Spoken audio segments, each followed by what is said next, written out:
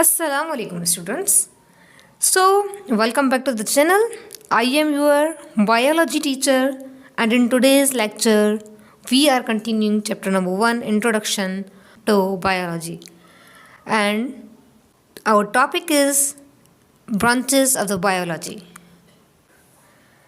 तो student biology इतना vast subject है कि अगर हम सब कुछ साथ पढ़ने की कोशिश करें तो हमारा दिमाग बोलेगा बस करो। इसीलिए हमारा दिमाग इतनी सारी नॉलेज एकदम एक वक्त पे अगर रिसीव करें ना तो कहेगा बस करो, इतना ही हो पाएगा भाई, इससे आगे ना हो पाएगा। मतलब वो इतनी ज़्यादा नॉलेज है कि उसको डिवाइड किया गया। तो साइंटिस्ट ने क्या किया, उन्होंने बायोलॉजी को डिफरेंट ब्रांचेस में डिवाइड किया ताकि हम लिविंग थिंग्स को आसानी से समझ सकें और पढ़ सकें। इम्पॉर्टेंट ब्रांचेस पढ़ेंगे और मैं कोशिश करूँगी कि ये सब टर्म्स आपको बिल्कुल आसान लगे, बिल्कुल सिंपल और क्लियर लगे। So the branches are morphology, anatomy, cell biology, histology, physiology, taxonomy, genetics, developmental biology, environmental biology, paleontology, biotechnology, sociobiology, pharmacology, molecular biology. Our first branch is morphology. Morph means form. Morphology is the study of structure and shape of living organism. मतलब कि हम organism के बाहर के looks देखते हैं, जैसे plants की लीव्स का शेप हो गया, फ्लावर्स की पीटल्स की शेप हो गई, और एनिमल्स के बॉडी शेप होते हैं, जैसे कि आई हो गया, ईयर हो गया उसका। तो हर ऑर्गेनिज्म के डिफरेंट डिफरेंट शेप होते हैं। तो हम देखते हैं कि किस ऑर्गेनिज्म का कैसा शेप है। फ्लावर की पीटल्स और फ्रूट्स के शेप, ये भी सब क्या आते हैं, एक्सटर्नल स्ट्रक्चर्स में आते हैं ये सारे के सारे। सिंपल वे में अगर मैं बोलूँ तो मॉर्फोलॉजी यानी कि कोई कैसा दिखता है,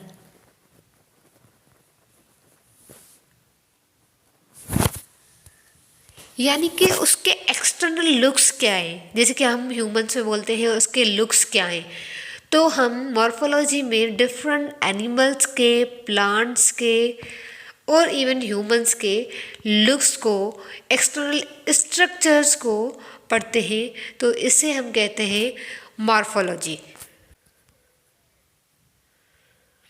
Next branch is anatomy. Ana means part, time means cutting. Anatomy means study of internal parts or structures of living organism. मतलब कि अंदर का स्ट्रक्चर कैसा दिखता है, जैसे कि ऑर्गन्स, बोन्स और टिश्यूज़ की अरेंजमेंट।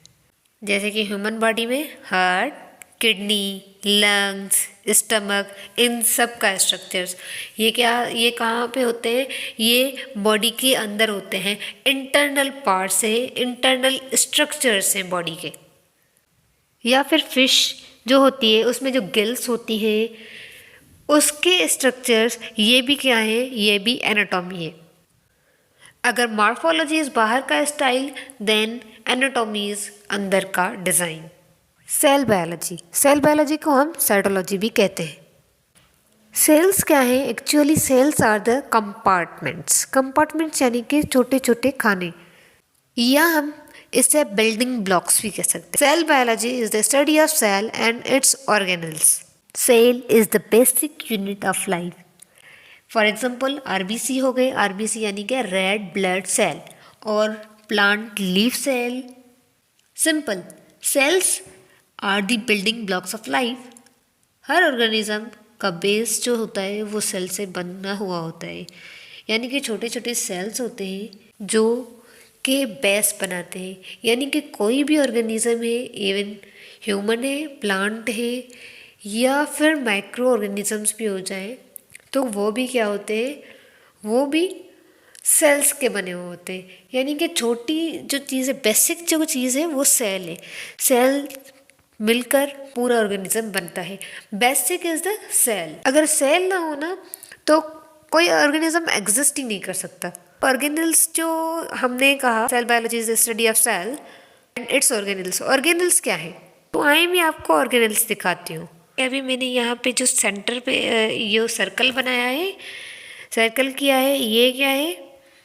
ये है हमारा न्यूक्लियस।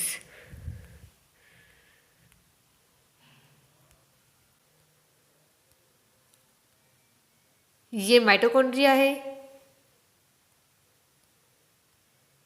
ये सेंट्रियोल है, ये स्मूथ एंडोप्लाज्मिक रेटिकुलम, ये रफ एंडोप्लाज्मिक रेटिकुलम, ये nucleolus. Histology. Histology has taken from a word that is histo. Histo means tissue. So histology is the study of tissue. Tissues क्या होते हैं? टिश्यूज़ सेल से मिलकर बनते हैं. जब एक से ज़्यादा सेल मिलकर एक प्रॉपर फंक्शन परफॉर्म कर रहे हों तो हम उसे कहते हैं tissue. Like if this is a tissue, like if this is a cell and this is also cell, cell, cell, cell, and they are combinedly performing a specific function, then they are said to be a tissue. Tissues के examples like muscle tissue हो गया, plant stem tissue हो गया. Next is physiology. Physiology is the study of functions of different parts of living organism like heart, lungs. इसका मतलब ये होता है कि ऑर्गन्स और टिश्यूज़ कैसे काम करते हैं. लाइक ब्लड सर्कुलेशन, हार्ट जो होती है वो ब्लड सर्कुलेशन करती है. हार्ट क्या है? ये एक ऑर्गन है. ये ऑर्गन क्या फंक्शन परफॉर्म करता है? ये ऑर्गन ये फंक्शन परफॉर्म करता है कि ये ब्लड को सर्कुलेट करता है पूरी की पूरी बॉडी में. और जो लंग्स है एक स्पेसिफिक फंक्शन परफॉर्म करता है, वो है ब्रीदिंग. जैसे किडनी हो गया, स्टमक हो गया. किडनी का काम क्या है? किडनी का काम ये है कि ब्लड को फिल्टर करना. और हमारा स्टमक हो गया, डाइजेशन कैसे होती है, डाइजेशन चेक क्या है, ये एक फंक्शन है.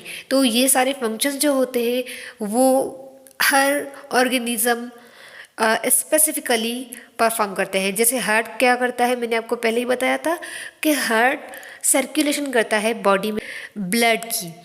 लंग्स ब्रीदिंग का फंक्शन परफॉर्म करते हैं. ऐसे ही different organisms different functions perform करते हैं. और ये सारे फंक्शंस हम कहाँ पढ़ते हैं? ये सारे के सारे फंक्शंस हम पढ़ते हैं फिजियोलॉजी में. सो फिजियोलॉजी टेल्स यू बॉडी का इंजन कैसे चलता है, यानी ये बॉडी काम कैसे करती है. Taxonomy. Taxonomy has taken from two different words, taxis and nomos. Taxis mean arrangement and nomos means name. Actually, taxonomy means classification and naming of living organisms. इसका मतलब ये है कि कौन सा एनिमल, कौन सा प्लांट किस ग्रुप में होना चाहिए और उन ग्रुप्स के नेम क्या होने चाहिए, ये हमें बताता है टैक्सोनॉमी. यानी कि अगर हम एग्जांपल लें लायन की, लायन किस किंगडम में है? लायन है किंगडम एनिमलिया में और फाइलम कॉर्डेटा में. सिंपली टैक्सोनॉमी मीन्स लाइफ का फिलिंग सिस्टम. अगर साइंटिस्ट ने क्लासीफाई ना किया होता तो सब कुछ कंफ्यूज कर देता हमें. हमें पता ना चलता कि हम कौन से एनिमल्स के बात कर रहे हैं और वो किस मतलब के फैमिली से है, किस क्लास से बिलोंग करता है, किस किंगडम से बिलोंग करता है. तो ये साइंटिस्ट ने हमें इजी कर दिया, हमें क्लियर कर दिया ताकि हम समझ सकें कि कौन सा ऑर्गेनिज्म किस ग्रुप से बिलोंग करता है और उन ग्रुप्स के नेम क्या है. Next branch is genetics. Here we go. Genetics means study of genes and inheritance. Genes क्या है? A gene is a basic unit of DNA. DNA which is a hereditary material. मतलब इसका ये है कि छोटी सी यूनिट है जो डिसाइड करती है कि आपके ट्रेड्स या फीचर्स कैसे होंगे. जैसे कि आई कलर लाइक ब्लू होगा, ग्रीन होगा, ब्राउन होगा कि ब्लैक होगा. हेयर टाइप कर्ली होगा या स्ट्रेट होगा या फिर कोई अदर टाइप का हेयर स्टाइल. हाइट छोटी होगी या बड़ी होगी या एवरेज होगी. और बहुत सारे डिजीज़ जो पास होते हैं वो भी जेनेटिक्स के ज़रिए होते हैं, यानी जीन्स के ज़रिए ट्रांसफ़र होती है. लाइक अस्थमा हो गई और भी बहुत सारी डिजीज़ हैं जो जीन्स के थ्रू आती है। अगर आपके पेरेंट्स में होंगी तो मतलब अल्लाह ना करे किसी के पेरेंट्स में हो, अगर पेरेंट्स में होती है तो उसके चिल्ड्रंस में भी पाई जाती है। जीन्स का बहुत बड़ा रोल होता है। Inheritance. Inheritance means transfer of characters from parents to offspring. Inheritance का बेसिकली मतलब ये है जीन्स पेरेंट्स से बच्चों तक ट्रांसफ़र होती है। अगर मम्मी और पापा की आँख ब्राउन है तो आपकी आँख भी ब्राउन होगी होने के चांसेस ज़्यादा है। अगर मम्मी के बाल कर्ली है और पापा के स्ट्रेट है तो आपके कर्ली या वेवी हो सकते हैं। Next is developmental biology, study of formation and development of embryo. मतलब हम ये देखते हैं कि इसे एक ज़ाइगोट से कंप्लीट एम्ब्रियो कैसे बनता है। For example mail sperm and female egg मिलेंगे तो क्या बनेगा। फॉर एग्जाम्पल मेल स्पर्म और फीमेल एग मिलेगा तो क्या बनेगा, एम्ब्रियो मिलेगा। तो एम्ब्रियो कैसे बना, उसकी डेवलपमेंट कैसे हुई, ये सारा कुछ हम पढ़ेंगे कहाँ पे, डेवलपमेंटल बायोलॉजी में।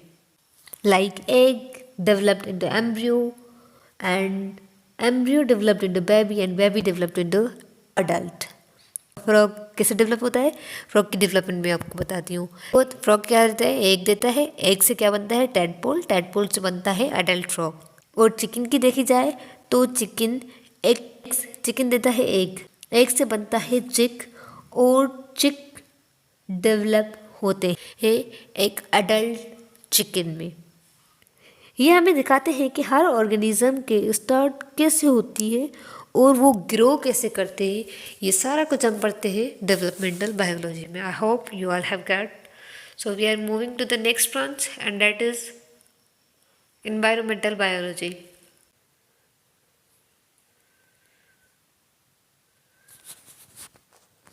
Study of environment and its relationship with the living organism is called environmental biology. मतलब हम देखते हैं कि प्लांट्स, एनिमल्स हो या ह्यूमंस हो, उन सब ऑर्गेनिजम्स के अपने इन्वायरमेंट जो होता है, उनका आउटसाइड इन्वायरमेंट होता है, इर्द गिर्द का जो इन्वायरमेंट होता है उनके साथ इनका कैसा कनेक्शंस है, कैसे कनेक्शन है उनके उन ऑर्गेनिजम्स के। लाइक फिश है, वो एक फिश जो है वो पानी में रहती है, तो उसको क्या चाहिए, उसका एनवायरनमेंट कैसा होना चाहिए, उसको क्लीन एनवायरनमेंट की ज़रूरत है, क्लीन वाटर की ज़रूरत है। एंड प्लांट्स जो होते हैं वो मोस्टली ग्रो करते हैं फॉरेस्ट में और गार्डन्स में, डिपेंडिंग ऑन सनलाइट और सॉइल। और ह्यूमन का हम एग्जांपल लें तो ह्यूमंस किस चीज़ पर डिपेंड करते हैं, वो डिपेंड करते हैं एयर पे, वाटर पे, फूड पे, उनके एनवायरनमेंट से। अगर एनवायरनमेंट सेफ और हेल्दी हो तो ऑर्गेनिज्म खुश रहते हैं और उनकी लाइफ हैप्पियर होती है। अगर एनवायरनमेंट ख़राब होता है तो ऑर्गेनिजम्स की लाइफ डिफ़िकल्ट हो जाती है सर्वाइव करने के लिए। पैलियोंटोलॉजी। Paleos is taken from the word fossils. Ontos means being. The study of fossils is called paleontology. So the question arises, what are the fossils? Fossils are the remaining body parts of living organisms. Fossils are the remaining body parts or traces of living organisms from the past. Fossils हमें ये बताते हैं कि अर्थ पर कौन कौन से animals रह चुके हैं और वो कैसे रहते थे। ये सारा कुछ हम पैलेंटोलॉजी में पढ़ेंगे। फॉसिल्स कुछ भी हो सकते हैं, बोन्स भी हो सकते हैं, टीथ्स भी हो सकते हैं, शेल्स और ट्रेसेस में फुट प्रिंट्स होते हैं या इम्प्रिंट्स ऑफ लीव्स हो सकते हैं। For example dinosaurs. तो इन डायनासोर्स की ये जो बोन्स होती है ये हमें दिखाती हैं कि ये कब से हैं। Simply palaeontology is the study of past, जैसे कि ये अर्थ की एक पास्ट की हिस्ट्री बुक हो। आपको पता है फॉसिल्स हमें ये एक टाइम मशीन जैसा फीलिंग देते हैं। हमें ले जाते हैं मिलियंस ऑफ ईयर्स पीछे और हम सीखते हैं कि लाइफ कैसे इवॉल्व हुई, पहले कौन से ऑर्गेनिजम्स थे, अब वो कैसे ट्रांसफॉर्म हुए, वो सारा का सारा हमें पता चलता है इस ब्रांच के ज़रिए, पैलेंटोलॉजी के ज़रिए। फॉसिल्स यहाँ हम पढ़ते हैं, क्योंकि आप ये जो बचपन में कार्टून्स वगैरह देखते होंगे, कुछ लोग तो अभी भी देखते होंगे, तो उनको लगता होगा ये सिर्फ कार्टून्स में एग्जिस्ट करते हैं डायनासोर्स, तो असल में ये रियल लाइफ में भी एग्जिस्ट करते थे। I hope this branch is clear, so we are moving to the next.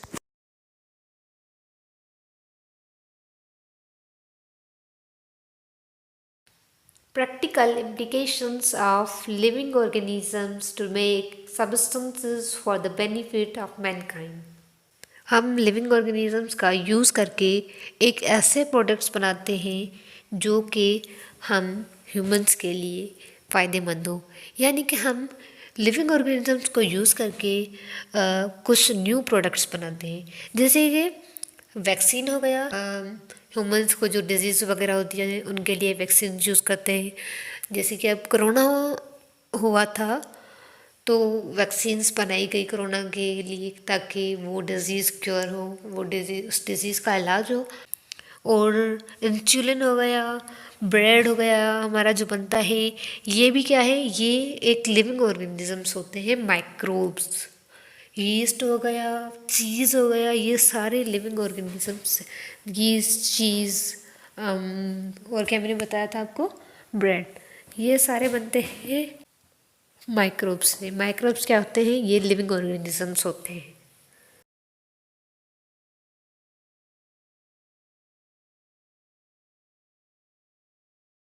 Study of social behaviour of living organisms, mainly animals. मतलब कि हम ये देखते हैं कि ह्यूमंस हो गए या एनिमल्स हो गए, वो सोशली बिहेव कैसे करते हैं, वो और जो चूटियाँ होती हैं वो मिलकर कैसे काम करती है सोशली, तो ये भी सोशली होगा। और जो वॉल्व्स होते हैं, भेड़िए होते हैं, वो कैसे शिकार करते हैं मिलकर, ये भी सोशल बिहेवियर में आता है, सोशल बायोलॉजी में आता है। हर ऑर्गेनिज्म अपनी कम्युनिटी के साथ काम करता है, बिल्कुल ह्यूमंस की तरह।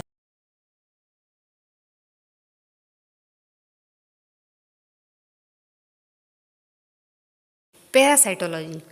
Parasito means parasites. What are the parasites? Parasites are the living organisms that get food and shelter from the other organ. In return, they harm them. वो लिविंग ऑर्गेनिज्म जो अपना खाना और रहने की जगह दूसरे ऑर्गेनिज्म से हासिल करें और उन्हीं को ही डसें, यानी कि उन्हीं को ही नुकसान पहुँचाएँ, उन ऑर्गेनिजम्स को कहा जाता है पैरासाइट्स। और पैरासाइट्स की स्टडी करना उसको बोलते हैं पैरासाइटोलॉजी। पैरासाइट्स मॉस्किटो हो सकता है।